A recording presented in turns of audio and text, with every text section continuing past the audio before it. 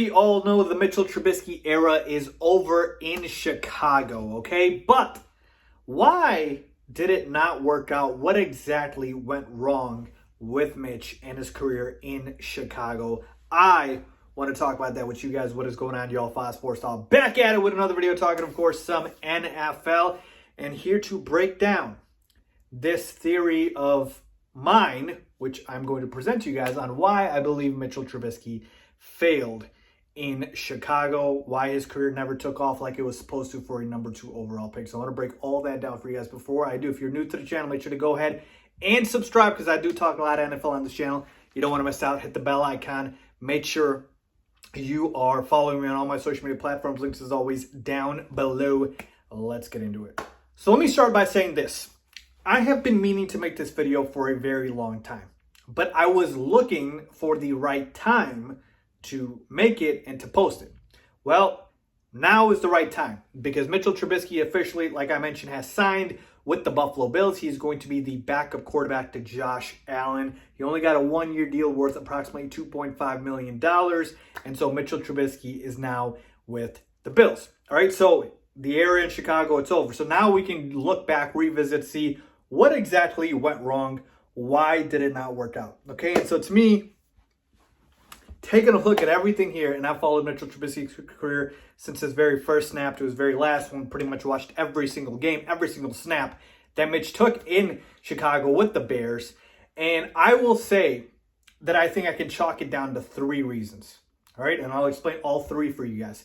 The first 2 kind of go hand in hand, and all 3 do. They're all connected, but the first 2 more so than the third one. All right, so the number 1 reason by far, I believe Mitchell Trubisky failed in Chicago is development, or I should say lack thereof. So let me explain. All right, so number 1 reason, development. When Mitchell Trubisky got drafted by the Bears, when Ryan Pace infamously traded up to the number 2 spot to draft him, he was a very raw prospect. This is a guy who did not have a lot of college starts under his belt. He didn't have a lot of experience, and so he had all this talent, but you needed to be able to develop it properly. Well, his contemporaries, like a Patrick Mahomes, got to sit behind an Alex Smith for a year and learn and develop properly. Mitch Trubisky, we thought that same thing was going to happen, but he got thrust into the fire, middle of the season when Mike Glennon, who was obviously a signing by Ryan Pace, predictably failed. And so Mitch was thrown in, but he was literally working with nothing. The Bears wide receiver corps at that time was awful. John Fox was the head coach. It was an absolute mess. All right, so Mitch was similar to like how Sam Darnold has dealt with, was given the worst weapons around him, wasn't developed properly, just thrust into the fire. Okay, now, you might say, Faiz, listen, those are excuses for Mitch. He's a number 2 overall pick. You need to come in, you need to be able to, play football. Look, I don't disagree with that. There's very few guys that I do think in the NFL, quarterback-wise, obviously, that come in and their talent just shines no matter what the situation is, no matter where it is. And because of their talent, because of how mentally strong they're just able to just dominate.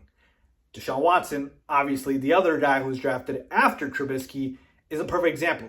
The Texans were a mess when he got drafted, and he's been able to just put up numbers, put up points, put up stats, and showcase his talent. And that is why, even still to this day, I always say the mistake was not, passing to Mahomes. Well, it was, but nobody saw that coming, where Patrick Mahomes fell into the perfect situation, got to sit a year behind Alex Smith, got to be with Andy Reid, one of the best offensive coaches in NFL history, has one of the best arsenals in terms of offensive firepower in NFL history, and Kelsey and Hill, and the list goes on and on. Instead of saying, oh, that was the situation that Patrick Mahomes got drafted to, I always said Deshaun Watson was the guy they should have picked, because Deshaun Watson, when he's not surrounded by anything, was still able to put on a show and showcase his talent, right? So back to Mitchell Trubisky, the lack of development was not there, all right? Because right away he got thrown into the fire. So let me paint this for you with an example of a guy who now is the starting quarterback of the Buffalo Bills. I shouldn't say now is, but I should say Mitch is the backup to him. It's Josh Allen, right? So Josh Allen is a guy who, I'll be honest with you, I was not sold on earlier, and Josh Allen has proven me wrong. I will absolutely eat crow there. He is taking that leap. And Josh Allen and Mitchell Trubisky, if you think about it, are very similar prospects in the sense of they're both athletic guys that play the quarterback position. They're not pure pocket passers. They're not pure quarterbacks. They're athletes playing the quarterback position. Let me give you guys some numbers here, all right?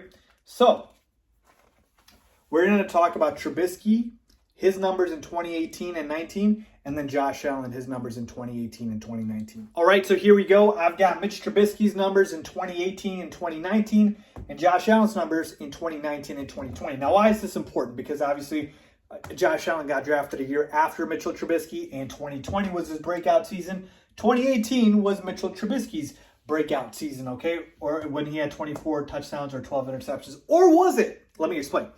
So, Josh Allen and Trubisky, again, athletes playing the quarterback position. They're not pure pocket passers. We know that. What would you say is the best attribute for both of those guys? For Josh Allen, you'd probably say his cannon of an arm, right? He's got ridiculous arm strength. But after that, you would probably say his rushing ability. Well, for Mitchell Trubisky, you would probably say his rushing ability first and foremost, because obviously we know his issues with accuracy and all that, which I'll get into in a second here, but rushing ability, using their strengths. Buffalo's coaches were able to utilize Josh Allen's strengths, and they never took it away. Basically, what happened to Mitchell Trubisky after that 2018 season in which the Bears made the playoffs, they won their division, and obviously we know the double doink happened. This was the numbers that Mitchell Trubisky put up, 24 touchdowns to 12 interceptions, all right? And these were the rushing yards, 421 rushing yards. You compare that with Josh Allen in 2019, when this is before he broke out, 20 TDs, 9 interceptions, and 510 rushing yards. Which stat line would you rather have? I think I would probably take Mitchell Trubisky's. Now, in that aspect, you would say, oh, Mitchell Trubisky, better numbers, and that year he had much more team success. He was the better quarterback. It's crazy, right, to think that? But again, work with me here. I'm getting somewhere. So essentially, after that, what happened to Mitchell Trubisky? Regression. He went down 17 TDs, 10 interceptions, and 193 rushing yards. But what happened to Josh Allen? 37 touchdowns, 10 interceptions, 421 rushing yards. So you had one guy who went up and then one guy who went down. What changed? What was the difference? Pay attention right here. All right? 421 rushing yards. We know Mitchell Trubisky is an athlete. His best attribute was his legs. What did Matt Nagy and the coaching staff of the Bears do? Take it away. 193 rushing yards. Now you might be saying, Faiz, how many attempts? I'm glad you asked. 68 attempts to get the 421 in 2018, and then 48 attempts here. All right? That's a big drop-off. Big drop-off in terms of rushing yards. Take a look at Josh Allen. 510 to 421. They never took away his best attribute, even when his other numbers popped off. All right? That's huge. And again, let me give you rushing attempts. 109 rushing attempts here in 2019, and then 102 rushing attempts here. All right? So they never took away his legs. That was huge for Josh Allen because that's his second best attribute. Arguably his best attribute, compared to his big, strong cannon of an arm. So to me, the development went away when they should have kept it going with Trubisky. He should have had the same amount of rushing yards or even more. Instead, Matt Nagy tried to turn him into a pocket passer, and that was just an absolute disaster, and it didn't work out, and then Mitch never recovered from it. Josh Allen, on the other hand, Sean McDermott, Brian Daboll, those coaches know what they were doing, and they actually developed him and never took away his best weapon, his rushing and his legs. All right, so that was reason number one, development. But remember I said reason 1 and 2 are similar? Well, one was he never got the proper coaching development in Chicago. Number 2 is also development. That's why I said it was very similar. Well, work with me here. This time, it's physical. Okay? In terms of Mitchell Trubisky, again, I'm not saying he doesn't work hard. I'm not saying he didn't try to put in the work, but clearly what he did was not enough to get him to where he needed to be physically. All right. Mitchell Trubisky was still missing guys wide open, overthrowing, underthrowing. The accuracy issues were still there. And here's the thing. All right. This isn't something where it's you can't do anything about it. You can't teach 7 feet, right? In basketball, either if you're a 7-footer, you can't teach that. Well, in football, you can teach accuracy, all right? You can get better. You can get more accurate. You have to put in the work. You have to practice. And I'm not saying Mitch didn't do it, but clearly the results weren't there. And that's where I have to put the blame on Mitch, because here's the thing. As much as I blame Matt Nagy for not utilizing his legs, it's not like he can run all the time. So you still have to make throws at the quarterback position, obviously. And there were plenty of times Matt Nagy, to his credit, drew up a bunch of plays where guys were wide open, and Mitchell Trubisky missed him straight up. All right, he would overthrow, underthrow, whatever the reason is, he would miss guys, and he would not be able to read the defense, and that was a huge issue. And for Mitchell Trubisky, that's his fault. That has to be blamed there. And Josh Allen, again, for whatever reason, maybe his coaches helped him with it, he was able to get more accurate. He was able to find guys. He was not able to just, he was very inaccurate the year before when I told you when he had 20 touchdowns, 9 interceptions. I mean, dude was just literally closing his eyes and just throwing the ball, it felt like. But he got way more accurate to his credit. He worked at it. He developed himself properly, and that's why I'm saying physically it did not happen for Mitchell Trubisky. Even though he put in the work, it just didn't happen. And finally, reason number 3 for why I believe it did not work out for Mitchell Trubisky in Chicago, and this is a reason where I feel like people don't talk about enough: mental weakness. Now, again, weakness sounds bad, but essentially, I should basically say not strong mentally. The problem with Mitchell Trubisky was the talent was there, all right? Talent was always there. It was all up here, all right? In his head, the game never slowed down for Mitchell Trubisky like it was supposed to.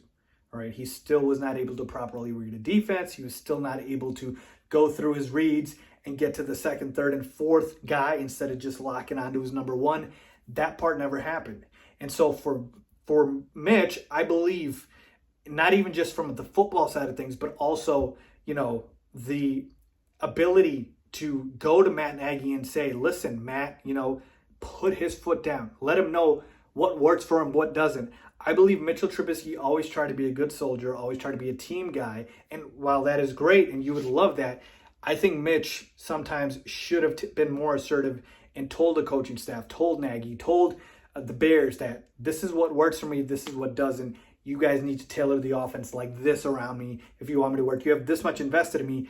This is how you do it. Instead, I believe Mitch essentially said, yes, sir, yes, sir, yes, sir, to any and everything Matt Nagy wanted to do, even though it wasn't the best for him, even though he couldn't do it to the fullest extent it needed to be done. And that, to me, is why I say mental weakness, because this is why Tom Brady's been able to last so long in this league, folks. Tom Brady's not the most physically gifted quarterback at anything, all right?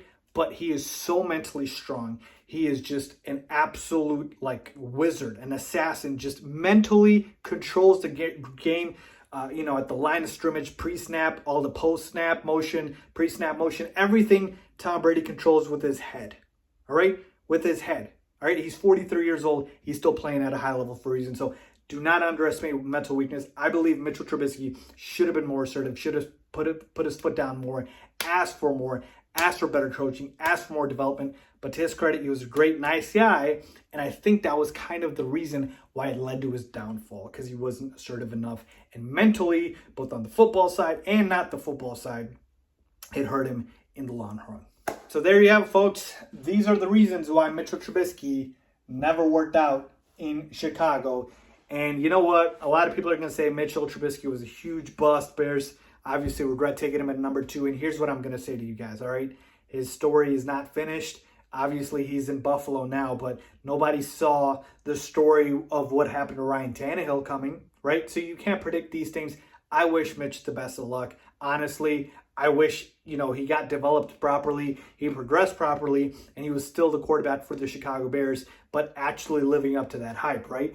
And I believe Bears fans loved Mitch. They rooted for him, and we wanted him to work out so badly, and it just didn't happen. It's kind of similar to, you know, how with D Rose after the injuries, you know, it was never the same again. Similar thing with Mitch, obviously not with the injuries, but point being is you knew the potential has always been there. You knew he could become something. It just never, ever came to fruition. You saw a glimpse of it in 2018 with that Pro Bowl season. But again, folks, like it's such a what if. And so again, I wish Mitch the best of luck. And again, you cannot predict these things in terms of what's going to happen.